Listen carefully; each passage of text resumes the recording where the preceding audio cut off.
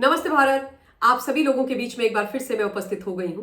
तो निवेदन सबसे पहले मेरा वही कि प्लीज आप सब लोग इस वीडियो को लाइक कीजिएगा, अंत तक देखिएगा, शेयर कीजिएगा और साथ के साथ मेरे यानी आपके अपने चैनल ममता पेन्यूली काले उवाच को सब्सक्राइब करते हुए बेल आइकन को प्लीज जरूर हिट कर दीजिएगा, ताकि जब भी मैं लाइव आऊं, कोई रील या वीडियो अपलोड करूं तो उसकी नोटिफिकेशन आप सभी लोगों को तुरंत मिल जाए।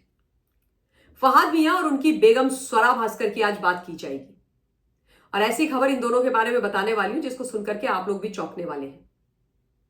सावन का अंधा होता है ना, उसको चारों तरफ सिर्फ हरा ही हरा दिखाई देता है। वैसी ही कुछ हालत स्वरा भास्कर की है। इन खाला को भारत के अंदर कुछ भी सही नहीं दिखाई देता है। लोकतंत्र इनके हिसाब से सदैव यहां का खतरे में रहता है। लोकतंत्र को कुचला जाता है, संविधान की हत्या हो रही होती है। कुछ भी ठीक नहीं है देश के अंदर स्वरा के हिसाब से। लेकिन अचानक से इन मोहतरमा को देश का लोकतंत्र बहुत बढ़िया दिखाई देने लगा है। लोकतंत्र की विजय हो रही है देश के अंदर, ऐसा स्वरा बोल रही है, खुशी के मारे नाच रही है, गा रही है और कह रही है कि अब देश में सब कुछ बदलेगा, क्योंकि देश की जो ताकत है, शक्ति है राजनीतिक तौर पर, वो उनके पति के हाथ में आ गई है।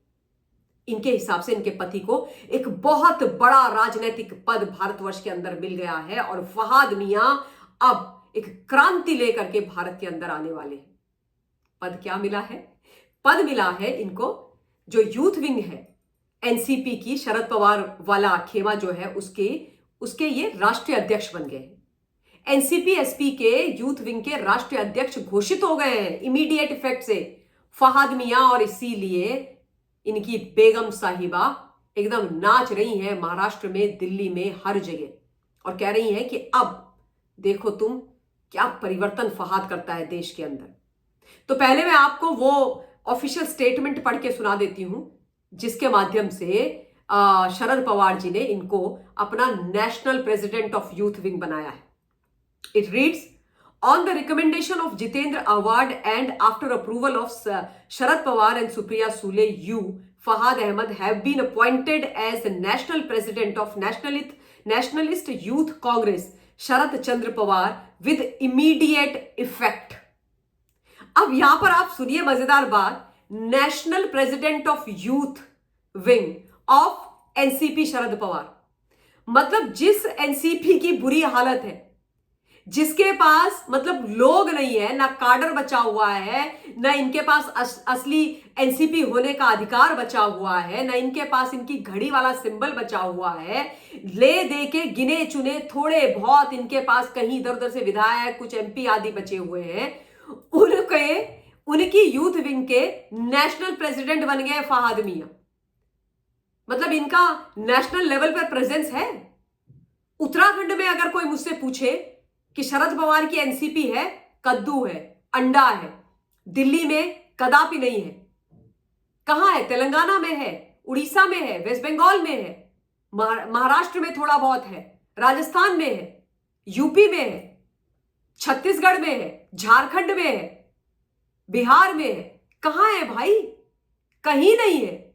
तो जब प्रेजेंस ही नहीं है, जब काडर ही नहीं है, जब लोग ही नहीं है, तो काहे का नेशनल प्रेसिडेंट, काहे की नेशनल यूथ विंग?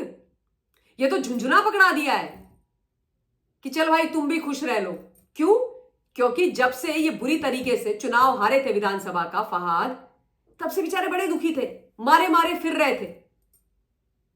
तो इसलिए पैरों में चरणों में चरण वंदना करी सुप्रिया ताई की। उनका मतलब वो पकड़ के छाता वाता खड़े रहते थे ना चुनाव प्रचार के समय पर जब बारिश होती थी, तो उसका फल दे दिया कि लो भाई ये झुंझुना ले लो, खुश रहो तुम और तुम्हारी बीवी, क्योंकि बाकी तो तुम्हारे पास काम है नहीं, तुम लोग जॉबलेस हो।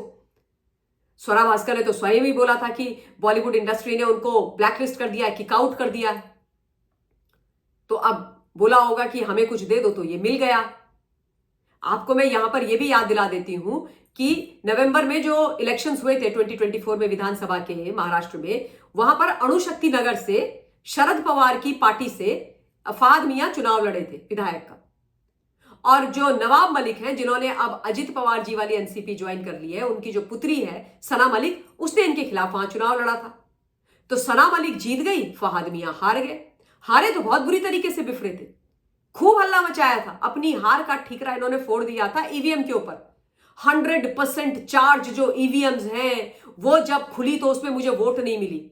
मतलब कोई तर्क नहीं था, ये इतना वाहियात बेवकूफी भरा तर्क था जिसकी कोई हद नहीं। और ये खुद को पढ़ा लिखा बोलते हैं और इस प्रकार की बात कर रहे हैं। अणुशक्ति नगर की जो जनता है, जो वोटर है, उनका अपमान किया है फहाद मियां ने। मतलब इनको भी मेरे ख्याल से 43-44 हजार वोट मिले हैं। तो अगर ईवीएम खराब होती तो ये जो 43-44 जो भी हजार इनको वोट मिले थे वो मिलते? नहीं मिलते ना, सारे सना मलिक को मिल जाते। तो मतलब मीठा मीठा गप गप तीता तीता थू थू वाला जो इनका एटीट्यूड है वो कितना शर्मनाक है। अरे हार गए हो क्योंकि अणुशक्ति नगर वालों ने नहीं चाहा कि आप विधायक बनो उनके, ग्रेसफुली एक्सेप्ट करो ना। हाँ, मुन्नी से ज्यादा बदनाम उस ईवीएम को करके बैठे हुए, शर्म नहीं आती है? तो जब से ये हारे चुनाव, इनका और इनकी बीवी का, बिचारी का, दोनों का मोराल डाउन था। वैसे काहे की बिचारी, ये तो बड़ी शातिर है, मैं अपने बिचारी वाला शब्द वापस ले रही हूं। तो इनके आगे ऐसे फेंक देते ना कि ये लो तुम भी मजे करो, वही वाली इन्होंने स्थिति कर दी है शरद पवार जी ने। और अब ऑब्वियसली उनको भी एक वो कहते हैं मुंडू मिल गया, जो छाते पकड़ेगा, बैग ले जाएगा, पानी वानी की बोतल उठाएंगे। क्योंकि ये बोलेंगे भाई हम तो यूथ विंग के अध्यक्ष हैं पर नेशनल लेवल पर प्रेजेंस तो है नहीं, तो काम कुछ है नहीं करने के लिए, तो चलो यही काम करते हैं।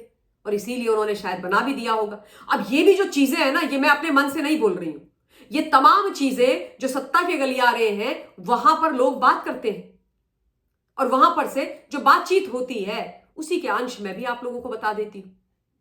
क्योंकि डायरेक्ट जो समाज में बात होती है इन लोगों के बारे में वो भी तो रखनी जरूरी है। और मुझे तो समझ में नहीं आ रहा है कि स्वरा भास्कर इतनी खुश क्यों है भाई।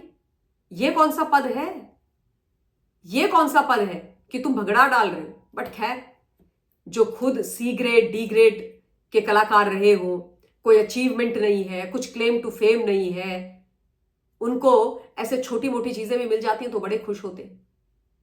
वैसे फहाद मियां भी दल बदलू है।